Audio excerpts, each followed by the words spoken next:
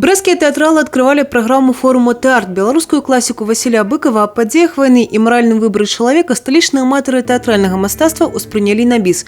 Пошук отказу на пытанне автора, что такое человек перад знішчальнай силой бесчеловечных обставин, на что он здольны, калі магчымасці абараніць жыццё вычарпаны им до конца и предухилить смерть немагчыма, актуальные во все часы.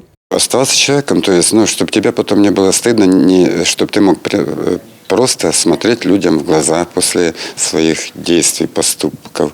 Тут пища для размышлений, скажем так, есть для всех. Делайте выбор, думайте и поступайте так, как вам позволяет ваша совесть. Сотников, очень интересно было играть. Работали с удовольствием. Но я думаю, что зрители, даже в Минске, когда мы поехали, показывали, они восприняли, потому что аплодировали, встали, вызывали на бис, поэтому было приятно. Тема сотников – это военная тема, во-первых, значит, предательство и патриотизма, и любви, и непредательство.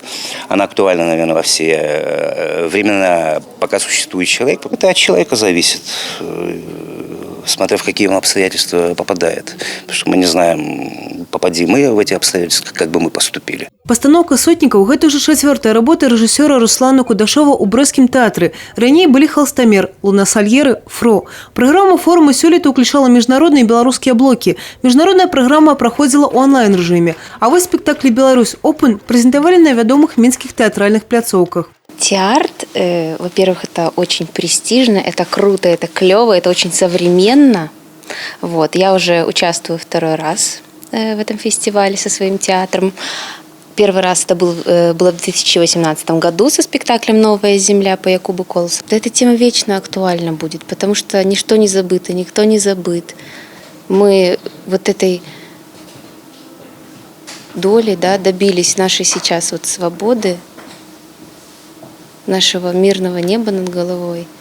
Это вечная тема, она будет всегда для нас актуальна. Зараз артисты рэпеціруюць новую пастаноўку «Крылы бабушки». Гэта філасофская казка для самых маленьких.